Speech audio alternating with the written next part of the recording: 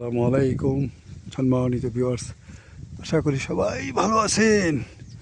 আপনাদেরকে আবার শীতের সকালে নিয়ে আসলাম করতোয়া নদী সরকার পাড়া গ্রাম এলাকায়। পঞ্চগড় জেলা শহর হতে 8 কিলোমিটার দক্ষিণ পূর্ব দিকে। এই যে দেখছুন নৌকা নৌকা সবাই চলে যাচ্ছে। কেউ পাথর উত্তোলন করবে, কেউ আবার মোটা বালি সংগ্রহ করবে। এই পাথর এই বালি গ্রামের লোকজন যারা মেহনতি মানুষ রয়েছে, বেকার বসে আছে, তাদের জন্য অনেকটা উপকারী।